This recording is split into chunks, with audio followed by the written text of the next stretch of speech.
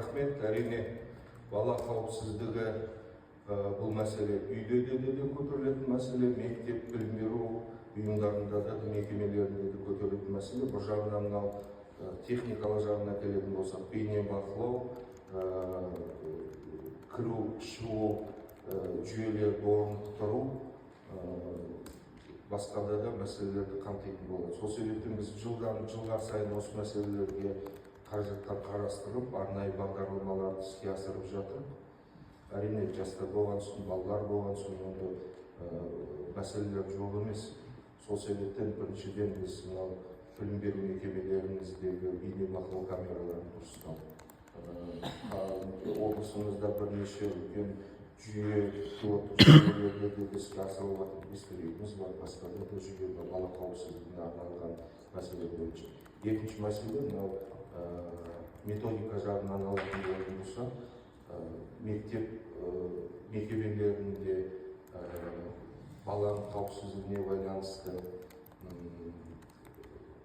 фактілер туындайтын болса, сол фактілерді жасырмай мектеп мұғалімдері, мектеп директорлары осының дер кезінде арнайы органдарға, облыстық, аудандық басқарма бөлімдерге жеткізу мәселесінде де қарастырып жатыр. Біз негізі арнайы ережелерді қазіргі таңда рейтинг балды жүйесі бар. Сол жаққа мұғалімдердің өздері осындайды анықтап бізге ақпарат жеткізетін болса, керісінше сол мектептің рейтингін көтеретіндей өзгерістер енгізді.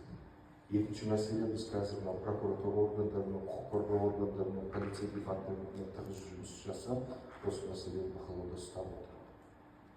Жүйелі проблема, о жаққа цифрландыру мәселесінен шешімдер тиімді болады.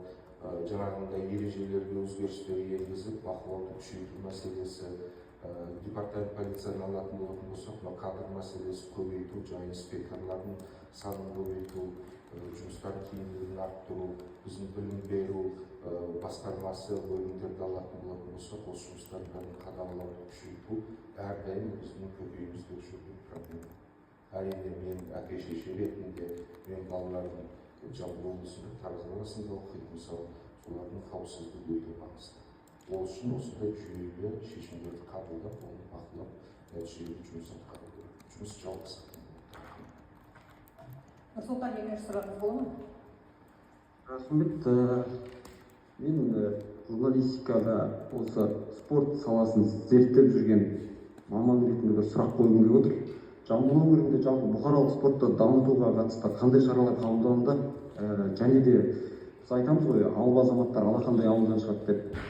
Шалғай аудандағы балаларды спортпен қамтамасыз ету, яғни оларды шұғылдандыру, салауатты өмір салтын ұстануға бейімдеу деген тақырыптар қалай қамтылып жатыр? Дұрыс айтасыз, сұрағыңызға рахмет. Мынау ертеңгі елдің атын шығаратын чемпиондарымыз қазір ауылдарымызда, қалаларымызда, спорт алаңдарында спортпен шұғылданып жүр. Сол себептен әрине біз облыста дене шынықтыру және спортпен жүйелі түрде шұғылданушылардың саны қазіргі таңда 500 мың адамға жетті, немесе 41%-ға жетіп отыр. Әрине ол үшін спорт кешендерін сол болды. Спорт үйірмелерін ары-қаратай дамытып, түрлерін көбейту. Сол себептен бүгінгі күнге бізде былтырғы жылы алатын болатын болсақ, 13 спорт кешені, жаңадан 2 спорт кешені бізде құрылыс басталды. Бүгінгі күнге 4 спорт кешені қолданысқа берілді. Жыл соңына дейін тағы 6 спорт кешені соғып бітіреміз деп ойлап отыр. Осындай үлкен чемпиондарымыз келген кезде насихаттап, осы жеңіс жолын көрсетіп, спортпен шұғылдануды шақыру жұмыстарын, насихаттау жұмыстарын күшейтіп жатыр. Елдос Нұрдәулет олимпиада, паралимпиада чемпиондар жүлделерін алғаннан кейін бізде негізі бақылап отыр. Дзюдоға да күрес түрлеріне де қызығушылық танытқан балалар, қыздарымыз көбейіп жатыр. Олардың бәрі спорт кешендерін соғып, жаңағы жаттықтырушыларды